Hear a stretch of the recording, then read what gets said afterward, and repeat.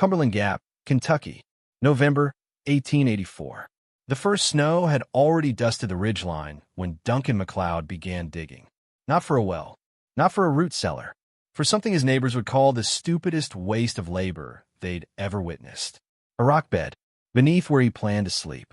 "That Scotsman's lost his mind," muttered James Bradley, a mason with 20 years on the frontier, filling a cabin floor with stone like he's paving a Roman road. But MacLeod kept digging, kept hauling sandstone slabs from the creek bed, kept arranging them in patterns that made no sense to anyone watching. By late November, he'd buried over 3,500 pounds of carefully selected rock beneath his sleeping platform. The mockery was relentless. The logic seemed backwards. Heat rises, doesn't it? So why put hot rocks under your bed instead of building a taller fireplace? What MacLeod understood, what those experienced frontiersmen had somehow forgotten, was a principle older than their grandfathers' grandfathers. A truth carved into human survival long before the word thermal mass existed in any language. Before we go further into this story, hit that like button and subscribe, because in the next few minutes, I'm going to show you exactly how this stupid idea outperformed every conventional cabin design within 50 miles. Drop a comment below telling me where you're watching from and whether you've ever experienced a winter cold enough to freeze your breath inside your own home. Subscribe now, and I'll show you engineering wisdom that modern construction has mostly forgotten. The question that winter would answer: can stone remember heat better than we can hold it? Duncan MacLeod arrived in Cumberland Gap in the spring of 1882, carrying tools, a thick Highland accent, and construction methods that seemed antiquated even by frontier standards. He was 43 years old, widowed, with hands that knew stone the way other men knew timber. His first winter in Kentucky taught him something crucial. American frontier cabins were designed wrong. Not poorly wrong. They focused entirely on convection heat, on keeping air hot while it moved. Fast heat, temporary heat, the kind that vanished the moment you stopped feeding the fire. I watched families wake at 3 in the morning to stoke fires, MacLeod would later tell his grandson. Watched them burn cords of wood just to keep children from freezing in their bunks. Watched good timber consumed like kindling, and still the cold one. He'd seen different in Scotland. Seen stone cottages that held warmth like memory. Seen his grandfather build what they called a cratain, a fire bed, where heated rocks beneath sleeping platforms turned a single evening fire into 12 hours of radiant comfort. So in November 1884, when MacLeod began his own cabin, he dug down instead of building up. The pit measured 8 feet by 12 feet, exactly the footprint of his planned sleeping platform. He excavated 18 inches deep, then another 6 inches for drainage gravel. The neighbors watched with barely concealed amusement. Duncan called Sarah Hendricks from her porch. "You building a cabin or a swimming hole?" He didn't answer, just kept selecting stones from the creek bed with what seemed like absurd precision. Not just any rocks, sandstone slabs, each one chosen for size, density, shape. He rejected limestone, rejected shale, rejected anything that might crack under thermal stress.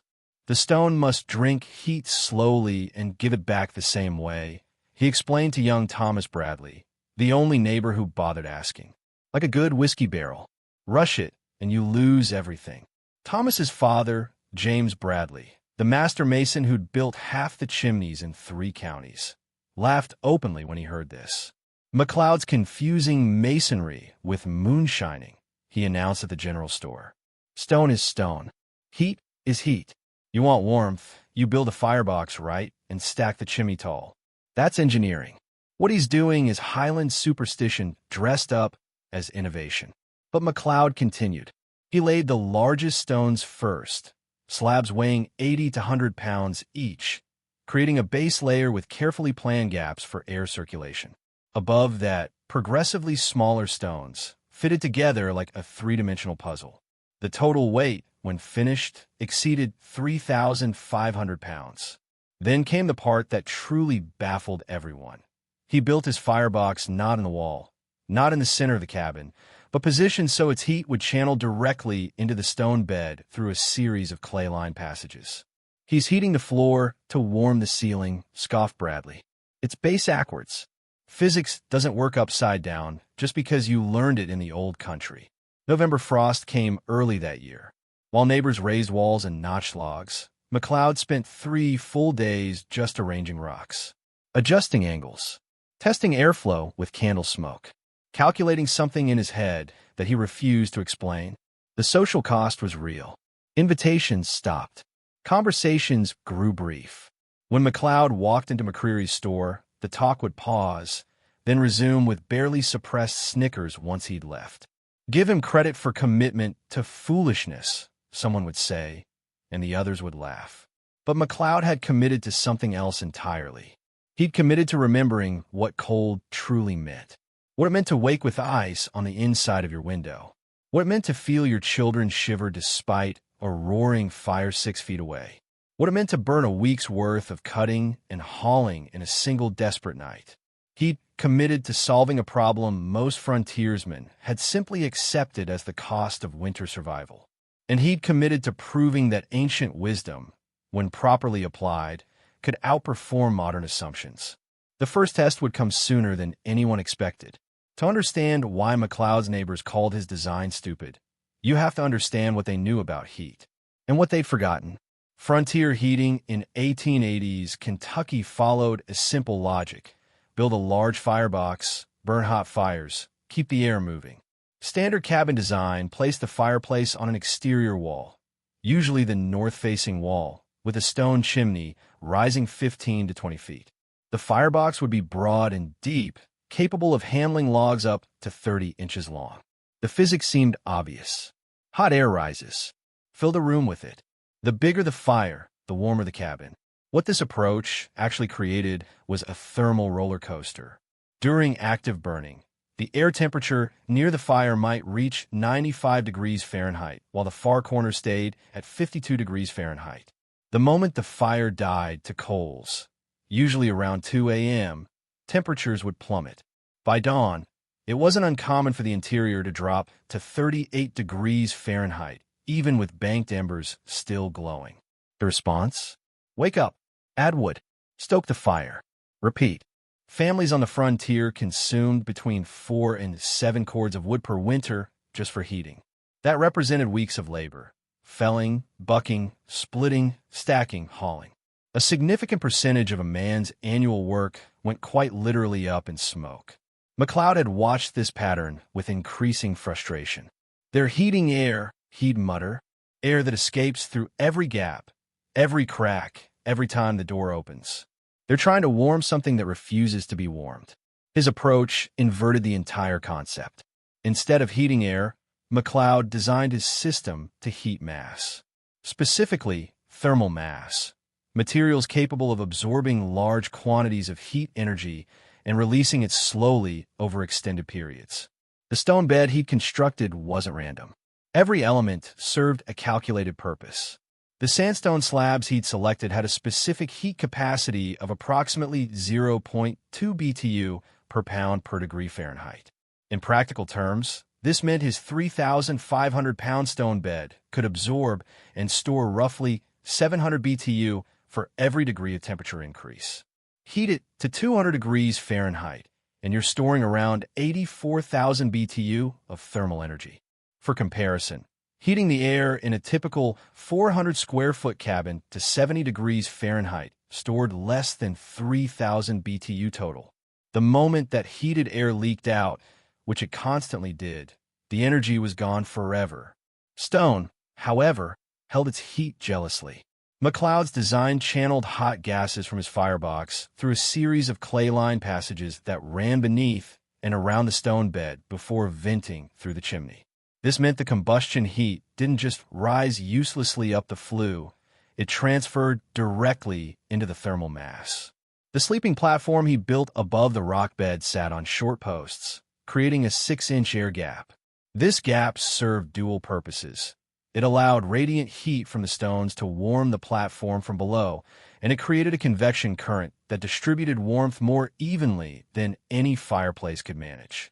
The genius was in the layering. The largest, densest stones sat at the bottom. These absorbed heat deeply and released it over the longest duration. Medium stones in the middle layer responded faster, providing warmth during the evening hours. Smaller stones near the top heated quickly and radiated immediately, making the system feel responsive. But neighbors didn't see genius. They saw a man who'd buried half a ton of good building stone where it would do no measurable good. Heat radiates in all directions, James Bradley explained to a group at the store, drawing diagrams and spilled flour on the counter. McLeod's putting his heat source onto the floor. That means half the radiation goes straight down into the dirt. It's thermodynamically wasteful. What Bradley missed, what formal masonry training had somehow failed to teach him, was that soil itself acts as insulation. McLeod had actually lined the pit's bottom with 6 inches of dry gravel specifically to minimize downward heat loss. The dirt below would eventually warm, yes, but slowly, creating an insulating barrier that reflected heat back upward. The system was elegant. The firebox burned at high efficiency, channeling nearly 73% of its heat into the stone mass rather than up the chimney. The stones absorbed this energy over a 2 to 3 hour burn period, then released it steadily over the following 20 to 24 hours. A conventional fireplace, by contrast, lost 60 to 75% of its heat straight up the chimney while it burned, and provided zero warmth once the fire died. McLeod tried explaining this once to Thomas Bradley, using numbers and temperatures and BTU calculations that he'd worked out on scraps of bark. Thomas listened politely, then shook his head. "My father says you can't cheat physics, Mr. McLeod. Heat rises. Stone sinks heat. You're fighting nature." "No, lad," McLeod replied quietly. "I'm asking nature to work for me instead of against me. There's a difference." But convincing people required more than words. It required proof. It required a night cold enough to separate theory from survival. December arrived with unusual cold. The almanac had predicted a mild winter, but the signs said otherwise. Geese flew south 3 weeks early. Squirrels grew fat and frantic. Oak bark thickened perceptibly. McLeod worked faster. By December 10th, his cabin walls were up, traditional notched log construction, nothing unusual there. But the interior arrangement baffled anyone who looked inside. The sleeping platform dominated the eastern third of the single room, elevated 20 inches off the floor. Beneath it, barely visible in the shadows, lay his controversial stone bed. The firebox occupied the southwest corner, an odd placement by conventional standards. Most builders positioned fireplaces centrally or on the north wall to combat the coldest exposure. McLeod's corner position seemed to waste heat on 2 exterior walls. "Look at that," muttered Henry Dawson, a builder with 15 cabins to his credit. "He's throwing warmth straight into the logs. That firebox will heat the outdoors better than it'll heat him." But McLeod had angled the firebox specifically to direct heat flow through clay-lined channels. These passages, invisible once the floor was complete, ran in a carefully designed pattern beneath the stone bed. Hot gases from the fire traveled through these channels, transferring heat to the stones before finally venting through a chimney that exited on the north wall. The total channel length measured approximately 16 feet, giving combustion gases maximum contact time with thermal mass before escaping. When Thomas Bradley saw the channel layout during construction, he actually paused. That's similar to a hypocaust," he said slowly. "Roman underfloor heating. We studied it briefly in my technical reading." McLeod nodded. Romans understood stone. Koreans, too. They've been heating with Ondal systems for 1,000 years. "This isn't new, lad. It's just forgotten." "But father says your father is a fine mason," McLeod interrupted gently. "But he's learned to build for speed and simplicity. Nothing wrong with that on the frontier. I'm building for efficiency. Different goals." The sleeping platform itself was constructed from split logs, fitted tightly together with clay chinking. McLeod left 6 inches of open air between the platform surface and the top of the stone bed. This gap was critical. Too little and conduction would make the platform uncomfortably hot. Too much and radiant heat wouldn't transfer effectively. He tested the gap with his hand repeatedly, adjusting post heights until the spacing felt right. Feels right, scoffed Sarah Hendricks when she heard this. Engineering by feelings. Next will be dowsing for heat. But McLeod's feelings were educated by decades of working with stone and fire. He knew, through hands that had built hundreds of hearths, how radiant heat behaved at different distances. Knew that 6 inches created a sweet spot where warmth transferred without burning. The cabin's completion attracted spectators. Not because it was impressive, it wasn't.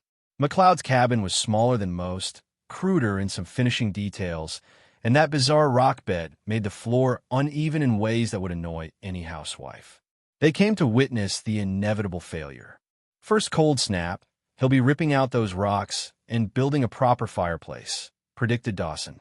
Stone that size, he's buried 60, maybe 70 man-hours of labor in there. Wasted. McLeod chinked the final gaps on December 18th. By frontier standards, he'd built slowly, methodically, checking and rechecking details that other builders would have rushed past. His cabin had taken 7 weeks from first foundation stone to finished roof. Most experienced builders could complete a similar cabin in 3 to 4 weeks. Perfectionism, James Bradley declared, is just procrastination dressed up as virtue. McLeod's stalling because he knows his theory's flawed. Once he lights that first fire and feels how poorly it performs, he'll have to face facts. The community settled into a quiet anticipation. They'd watched this stubborn Scotsman invest money, material, and reputation into an idea that contradicted everything frontier experience had proven. Now they watch it fail. Human kindness suggested they'd help him rebuild afterward. Human nature suggested they'd enjoy being right first. McLeod, for his part, showed no anxiety. He moved into the cabin on December 20th with minimal belongings. A bedroll, cooking implements, tools, and a small trunk containing items from his old life. No furniture beyond what he'd built. No decorations. Just functional simplicity. That first evening, neighbors watched his chimney. A thin stream of smoke rose around 5 p.m. Thicker smoke appeared from 6 to 8 p.m., clearly a substantial fire burning. Then, around 9 p.m., the smoke thinned to almost nothing. Fire's out already, someone noted. Going to be a cold night for Duncan. The temperature that night dropped to 28 degrees Fahrenheit, cold, but not extreme. A test run before the real winter hit. The next morning, McLeod emerged at his usual time, showing no signs of discomfort. He split wood in his yard, worked on a chicken coop he'd started, behaved entirely normally. "How'd you sleep?" called Thomas Bradley, genuinely curious. "Warm," McLeod replied. "Quite warm, actually. You keep the fire going all night?" "No. Let die around 9. Thomas frowned. That didn't make sense. His own family's cabin required stoking at least twice during a 28 degrees Fahrenheit night to maintain tolerable comfort. But one moderately cold night proved nothing. The real test would come when winter stopped being polite and started being honest. That test was approaching faster than anyone realized. The week after Christmas brought gray skies and falling pressure. Old-timers recognized the signs. A major cold front building somewhere northwest, gathering strength before sweeping south through the gap. "Big one coming," predicted Elijah Carter, who'd lived through 47 winters in the Cumberland. "Can feel in my knees. Can see it in how the cattle read behaving. We're due for a hard freeze, maybe the hardest of the season." Weather prediction in 1884 was part science, part folklore, and entirely local. No telegraph warnings, no newspaper forecasts from distant meteorological stations. Just observation, experience, and generational wisdom passed down through families who'd survived by paying attention. By January 8th, the signs were unmistakable. The temperature held steady at 34 degrees Fahrenheit, but the air felt different, heavier, expectant. Birds went quiet. Smoke from chimneys rose straight up in the still air, then dispersed in a high haze that old-timers called snow sky. Families prepared. Wood piles that had seemed adequate suddenly needed replenishing. Extra thinking was pushed into cabin gaps. Livestock were brought closer to shelter. Children were reminded about frostbite, about the danger of metal on bare skin, about staying close to home. McLeod prepared differently. On January 9th, he spent 6 hours gathering and splitting wood, but not the massive quantity his neighbors were stockpiling. He selected pieces carefully, choosing dense hardwood, rejecting anything that might spark excessively or burn too fast. He stacked perhaps half a cord near his cabin door. Thomas Bradley, hauling his third wagon load of the day, paused to watch. "Mr. McLeod, that's not going to last you 3 days if this cold's as bad as folks say. It'll last longer than you think, lad." "But father says," McLeod straightened, resting his axe. "Thomas, your father is preparing to heat air. I'm preparing to heat stone. We're not doing the same thing, so we won't need the same amounts." Thomas wanted to believe him. There was something compelling about McLeod's quiet confidence, his refusal to panic or over-prepare. But the logic still seemed backwards. "What if you're wrong?" Thomas asked quietly. "What if that rock bed doesn't work like you think?" McLeod smiled. "Then I'll be the fool everyone already thinks I am, and I'll spend the rest of winter sleeping cold while I dismantle 3,000 pounds of evidence." "But I'm not wrong, Thomas. I've done the mathematics. I've studied the principles. I've built versions of this in Scotland that kept families warm through North Sea winters that'd make Kentucky look tropical. Then why doesn't everyone build this way?" It was an honest question that cut to the heart of the matter. "Because it's harder," McLeod said simply. "Requires more planning, more precision, more initial labor. Conventional fireplaces are faster to build and easier to understand. They work well enough that most folks never question whether they could work better. Innovation only happens when someone's willing to seem stupid for a while." That night, January 9th, McLeod performed what he called his charging burn. He built a fire larger than usual, feeding it steadily from 5 p.m. until nearly 11 p.m. 6 hours of sustained burning, channeling heat through those underground passages, driving thermal energy deep into the stone mass. His chimney glowed. Neighbors noticed. "Burning heavy tonight," someone observed.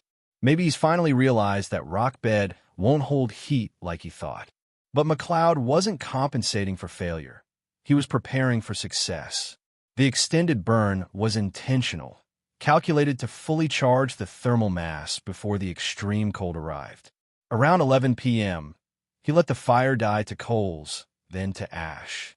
The cabin interior temperature at that moment measured approximately 76 degrees Fahrenheit, warm by any standard, almost uncomfortably so. McLeod slept soundly. January 10th dawned cold but clear. Temperature at sunrise, 24 degrees Fahrenheit. The real cold was still gathering strength to the northwest, but its advanced scouts had arrived. McLeod emerged at his usual time, fed chickens, split a modest amount of wood. His chimney showed no smoke. None. From dawn until mid-afternoon, no fire burned in his cabin. Yet when Thomas Bradley walked past around 2 p.m., curiosity drawing him close enough to peek through a gap in the shutters, he saw McLeod sitting at his small table, writing in a journal, wearing only a light wool shirt. No fire, no visible source of heat. And the man wasn't shivering, wasn't huddled in blankets, wasn't exhibiting any sign of cold discomfort.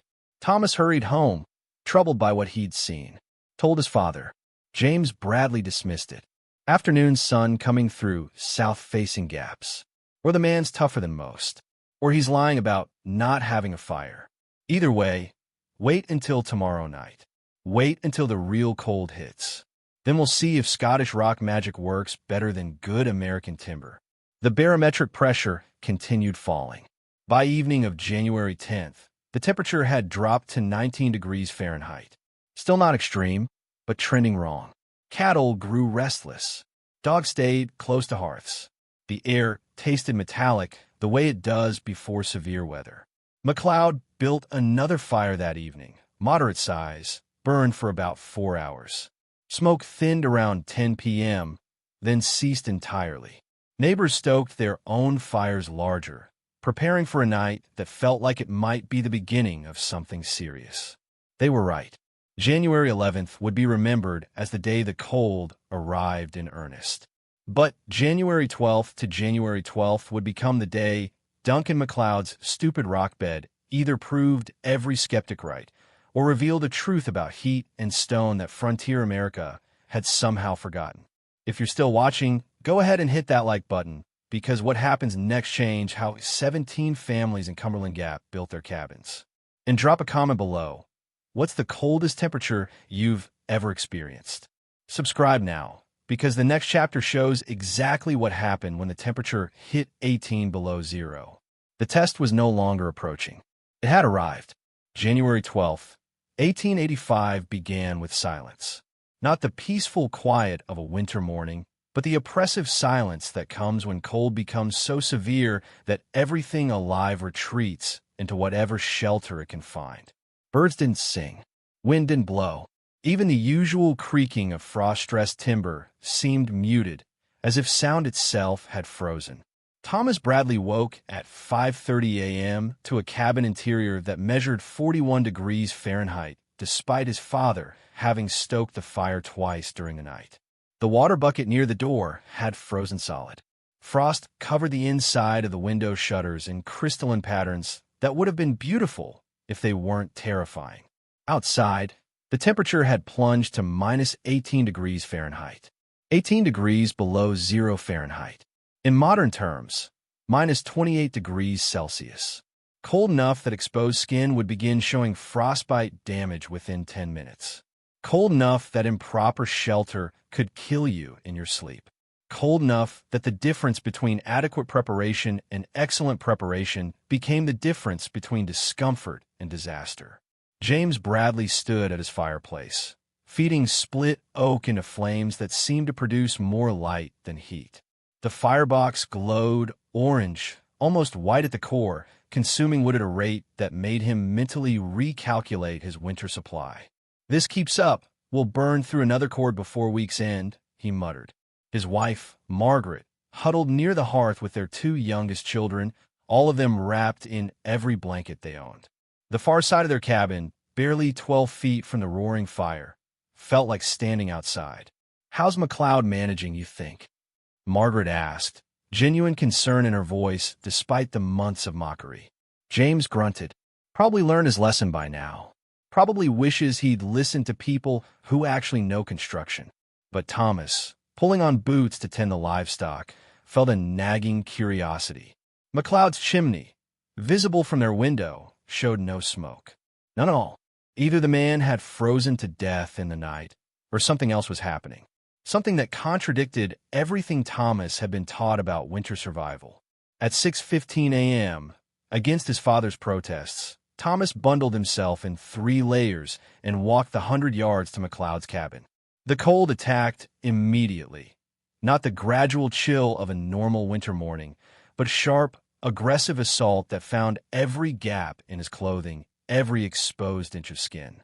He knocked, waited, knocked again. McLeod opened the door wearing a single layer of wool clothing and an expression of mild surprise. "Thomas, bit early for visiting, isn't it?" The warm air that escaped past McLeod wasn't just noticeable, it was remarkable. Thomas could actually see the thermal boundary, could feel it on his face like standing near a summer campfire. "Mr. McLeod, may I come in?" McLeod stepped aside. The interior temperature hit Thomas like a physical thing. After walking through minus 18 degrees Fahrenheit air, stepping into McLeod's cabin felt like entering a different season entirely. Not hot. There was no roaring fire, no visible heat source at all, but genuinely, thoroughly warm. Thomas stared at the firebox. Dead ash. No coals, no embers, no hint of active combustion. "When did your fire go out?" "Around 10 last night," McLeod said, pouring coffee from a pot that sat on the stone hearth. "Haven't needed to rebuild it yet." That's 8 hours ago. 8 1/4, actually." Thomas walked to the sleeping platform, then stopped uncertain. "May I?" McLeod nodded. Thomas placed his hand on the sleeping platform surface. The wood felt warm. Not scorching, not uncomfortable, but undeniably, measurably warm. He estimated 70 degrees Fahrenheit, maybe 72 degrees Fahrenheit. He knelt and reached underneath, into the gap between platform and stone bed. Heat radiated upward in gentle, steady waves. Not the fierce blast of an active fire, but persistent warmth that seemed to come from everywhere and nowhere simultaneously. "The stones," Thomas whispered. "They're still hot." "Not hot," McLeod corrected. "Warm. There's a difference. Hot fades fast. Warm persists." Thomas stood slowly, trying to reconcile what he was experiencing with everything he'd been taught. His own cabin, with a fire that had burned continuously through the night, was struggling to maintain 45 degrees Fahrenheit. McLeod's cabin, with no fire at all for 8 hours, felt like a mild autumn evening. "I need to get my father," Thomas said. "Finish your coffee first. The stones aren't going anywhere." But Thomas was already moving toward the door, coffee forgotten, mind racing with implications that would reshape his understanding of thermal engineering. By 7 a.m., James Bradley stood in McLeod's cabin, hand on the sleeping platform, expression cycling through disbelief, confusion, and something that might have been the beginning of humility. "This shouldn't be possible," he said flatly. "And yet," McLeod replied. Bradley checked the firebox 3 times, as if expecting to find hidden coals. Examined the chimney for impossible backdraft. Searched for any explanation that didn't require admitting he'd been fundamentally wrong about heat storage. "What's the air temperature in here?" Bradley finally asked. McLeod consulted a mercury thermometer hanging on the wall. 68 degrees. Outside, minus 18 degrees Fahrenheit. Inside, with no active fire, 68 degrees Fahrenheit. Differential, 86 degrees. Bradley did quick mental mathematics. His own cabin, with a fire that had consumed roughly 40 pounds of wood since midnight, was maintaining maybe a 50-degree differential. McLeod's cabin, consuming nothing, was achieving an 86-degree differential on yesterday's burn. "How long will it last?" Bradley asked quietly. "The platform temperature should hold above 65 degrees for another 12 to 14 hours. Maybe longer if I close the shutters to prevent radiative loss through the windows." "That's 22 hours total," McLeod finished. "Give or take, from a 4-hour burn last evening." The number hung in the air like a challenge to physics itself. 22 hours of livable warmth from 4 hours of burning. A ratio of 5.5 to 1, compared to conventional fireplace heating, which achieved roughly 1:1 at best. An hour of burning for an hour of comfort, and only while the fire actively burned. Bradley walked to the sleeping platform again, sat on its edge, felt the warmth rising through the wood. Closed his eyes. Opened them. "I was wrong," he said, and those 3 words cost him more than Thomas would ever fully understand.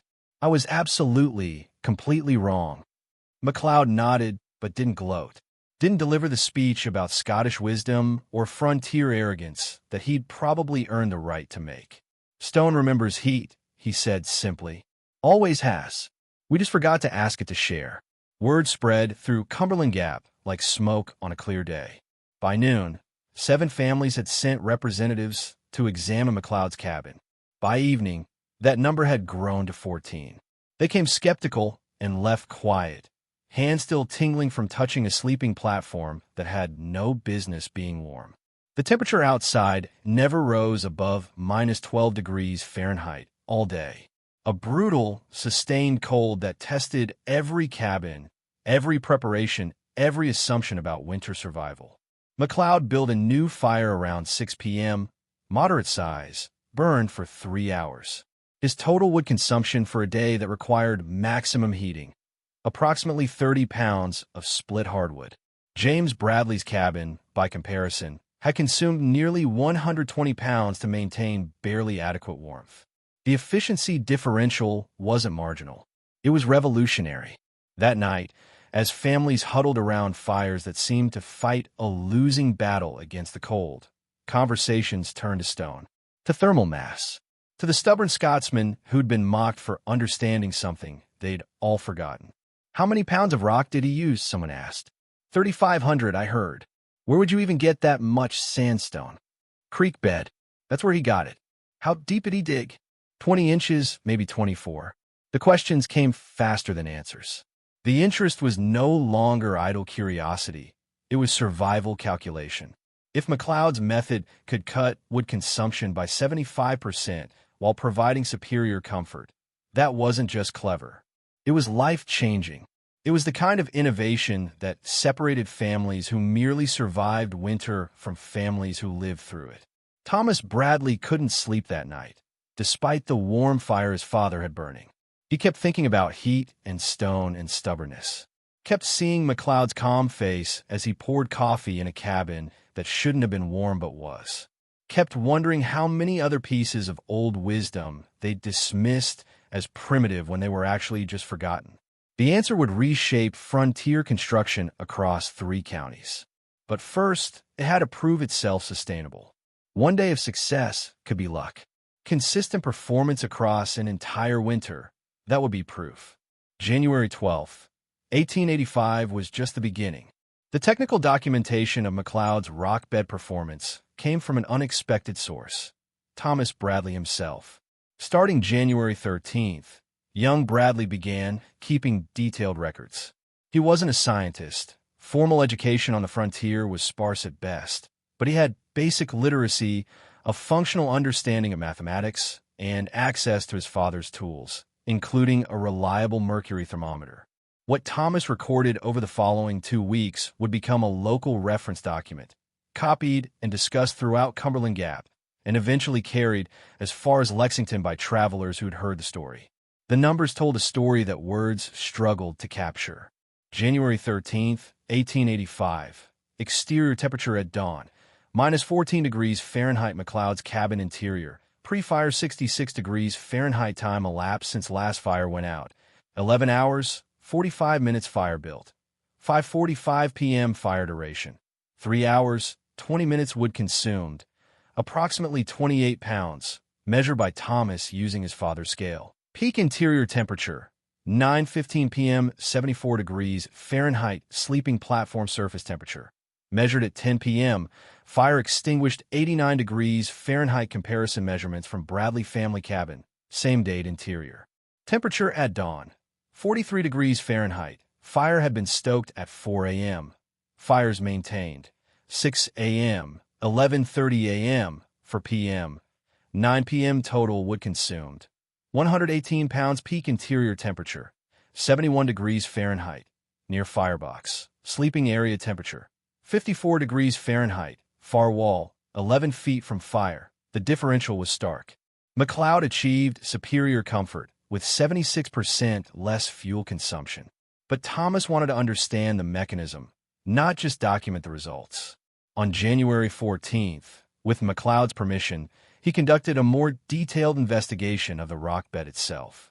The stone mass consisted of 3 distinct layers, each serving a specific thermal purpose. Bottom layer, foundation largest stones, 60 to 100 pounds each.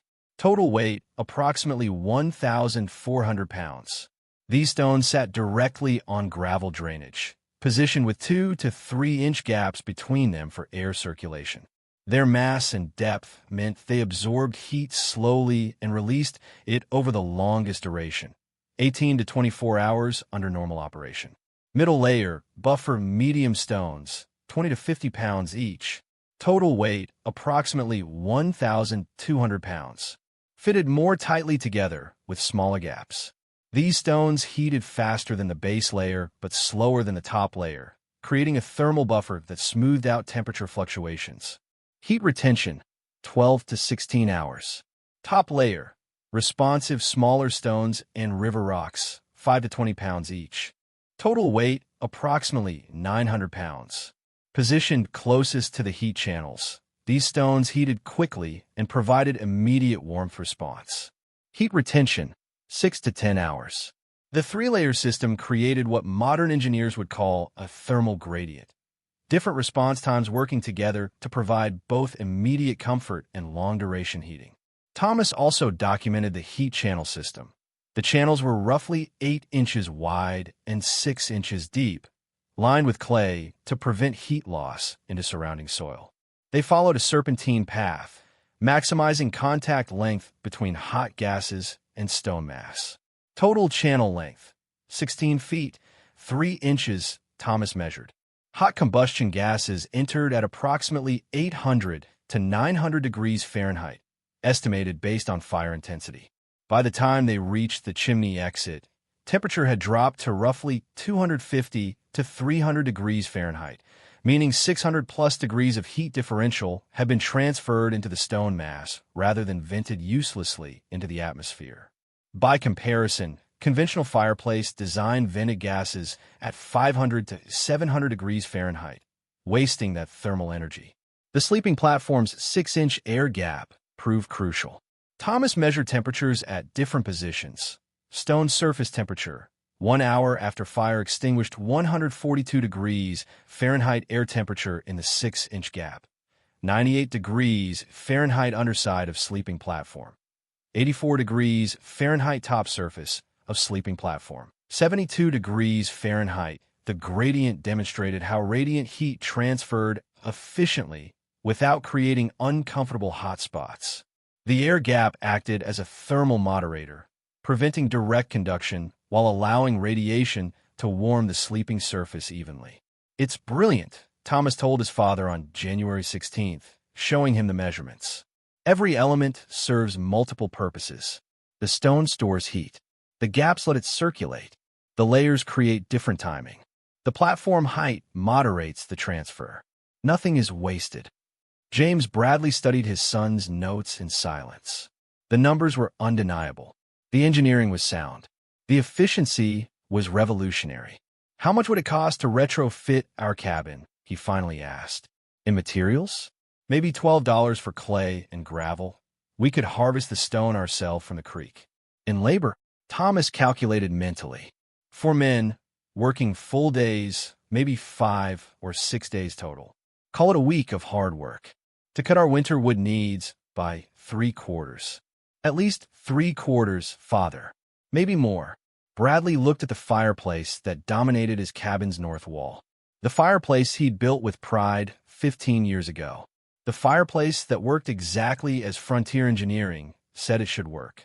The fireplace that Duncan MacLeod had quietly proven was fundamentally inferior.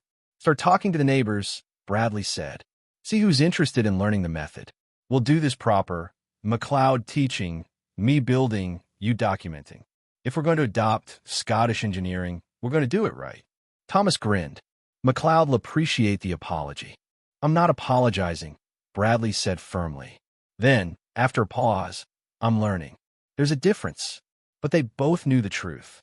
Sometimes learning requires humility, and humility requires admitting you were wrong. By January 20th, when the cold snap finally broke and temperatures climbed back to a merely frigid 15 degrees Fahrenheit, Thomas had documented 8 consecutive days of MacLeod's heating performance. Average evening fire duration, 3.5 hours average daily wood consumption, 31 pounds average interior temperature, 24 hours 67 degrees Fahrenheit average sleeping platform temperature, 71 degrees Fahrenheit longest duration between fires, 22 hours, 40 minutes, still maintaining 64 degrees Fahrenheit interior temperature. Wood consumption compared to conventional. Heating, 73% reduction. The final statistic was the one that spread fastest. In 8 days of extreme cold, MacLeod had consumed 248 pounds of firewood. The Bradley family, in the same period, had burned 912 pounds, a savings of 664 pounds of wood, roughly 1/3 of a cord, in just over a week. Extrapolated across a full winter, MacLeod's design would save approximately 4 cords of wood, representing weeks of labor in cutting, hauling, and splitting. But the numbers, as compelling as they were, told only part of the story. The real revolution was in comfort. MacLeod slept through entire nights without waking to stoke fires. His cabin maintained even temperatures instead of the thermal roller coaster of conventional heating. He could work, read, and live without constantly managing fire. Sarah Hendricks, visiting on January 21st to apologize for months of mockery, described it simply. "It feels like the cabin itself cares whether you're warm. Like the stone is looking after you." MacLeod smiled at that. "Stone's been looking after humans for 10,000 years, Mrs. Hendricks. We just convinced ourselves that newer meant better. Sometimes it just means we forgot what actually works." The principle was ancient. The application was proven. The efficiency was measurable. Now it just needed to spread. Spring 1885 brought more than melting snow to Cumberland Gap. It brought construction. By late March, 14 families had begun excavating floors and hauling stone from the creek beds. James Bradley, his pride thoroughly humbled by mathematics, had become McLeod's most effective advocate, a conversion that carried weight precisely because everyone knew how skeptical he'd been. "I was wrong about the man, and I was wrong about the method," Bradley announced at a community meeting in April. "My stubbornness nearly cost my family a winter's worth of unnecessary labor. I won't make that mistake twice." McLeod, for his part, taught freely. He walked from cabin to cabin, advising on stone selection, channel design, platform construction. He charged nothing, asked for nothing except that people build it correctly. "Do it right or don't do it," he'd say. "Half measures with thermal mass just means you've buried heavy rocks for no purpose." Thomas Bradley documented the construction details, creating what amounted to frontier engineering specifications. His notes specified stone selection criteria: sandstone preferred, higher heat capacity than limestone. Reject any stone showing cracks or frost-damaged bottom layer. 60 to 100 pounds per stone middle layer. 20 to 50 pounds per stone top layer. 5 to 20 pounds per stone total mass target. 3,200 to 3,800 pounds for a standard sleeping platform channel construction. Width: 8 to 10 inches depth. 6 to 8 inches clay lining. Minimum 1. 5 inches thick total length. 14 to 18 feet for optimal heat transfer entry point, directly from firebox exit point. To chimney, minimum 12 feet from firebox platform specifications. Height above stone surface: 6 inches critical, do not vary. Platform construction: split logs or thick planks, tightly fitted surface area. Minimum 8 feet times 6 feet for single person. Scale proportionally support posts. Minimum 6, positioned to not block air circulation operation guidelines. Evening, charging burn: 3 to 4 hours of sustained firewood consumption, 25 to 35 pounds depending on exterior temperature frequency. Once per 18 to 24 hours in extreme cold, less often in moderate weather. Best wood: dense hardwoods, oak, hickory, maple. By August 1885, 17 cabins within 50 miles of Cumberland Gap had incorporated McLeod's thermal mass design. The modifications varied. Some built full platforms, others created smaller warming beds. A few innovated with corner installations that served dual purposes. Henry Dawson, the builder who'd criticized McLeod most vocally, created a variation that placed heated stone beneath the kitchen area, providing both sleeping warmth and a cooking surface that retained heat for bread baking. His wife called it the finest improvement their cabin had ever seen. The social consequence was subtle but significant. McLeod transitioned from that stubborn Scotsman to Mr. McLeod, the stonemason. Conversations that had excluded him now sought him out. Respect, earned through the most frontier of currencies, demonstrated competence under pressure. But the deeper legacy was epistemological. It changed how the community thought about knowledge itself. "We assumed old meant obsolete," Thomas Bradley wrote in his journal that summer. "We confused tradition with superstition, craftsmanship with primitive simplicity." McLeod's rock bed taught us that dismissing historical methods as backward often reveals not their ignorance, but ours. The principle extended beyond heating. Families began reconsidering other primitive methods: root cellar designs from German immigrants, food preservation techniques from native communities, construction details from various ethnic traditions that had been dismissed as quaint but irrelevant. The frontier had operated on an assumption that American innovation meant abandoning old country methods. McLeod proved that sometimes the most advanced engineering was simply well-understood traditional knowledge, refined through centuries of practical application. Modern validation would come much later. By the 1970s, thermal mass heating would be rediscovered by sustainable architecture movements. Engineers would calculate heat capacity coefficients, model thermal gradients, design systems that McLeod had built by hand a century earlier. Korean Ondal heating, which McLeod had referenced, would be recognized as one of humanity's most efficient low-tech heating systems, in continuous use for over 1,500 years.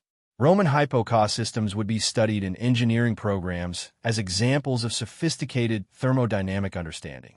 The rock bed principle would appear in modern passive solar design, in masonry heaters, in thermal battery systems that major corporations would patent as innovations.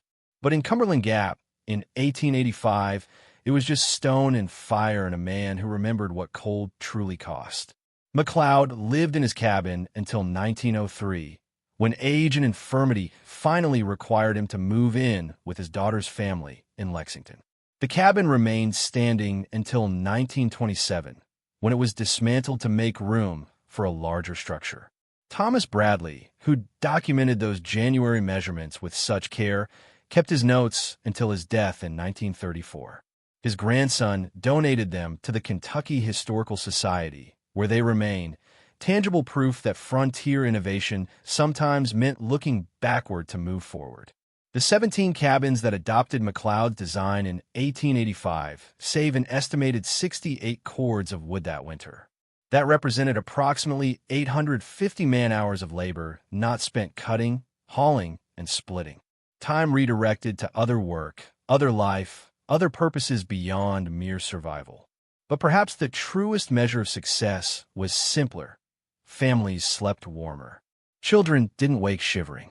Mornings began with comfort instead of desperate fire-stoking. Engineering, at its best, serves human flourishing. McLeod's rock bed did exactly that. The mockery that greeted his excavation, stupid rock bed, they'd called it, transformed into something else by winter's end. Not praise, exactly. Frontiersmen didn't effuse, but respect, acknowledgement, the quiet recognition that sometimes the fool is the only one paying attention. Duncan McLeod never built another cabin, never sought payment for his advice, never wrote a manual or claimed invention. He simply knew something true about heat and stone, proved it under the most demanding conditions imaginable, and shared it freely with anyone willing to learn. In an era that often confused progress with complexity, he demonstrated that sometimes the most sophisticated solution is also the simplest. Ask nature to work with you instead of against you. Heat rises, yes, but stone remembers. And remembering, it turns out, is worth more than most people realize. If this story showed you something worth knowing, hit that like button and subscribe, because there are dozens more frontier engineering secrets that modern construction has completely forgotten. Drop a comment telling me, would you build a rock bed heating system if you had the chance? And what other historical survival techniques should we explore next?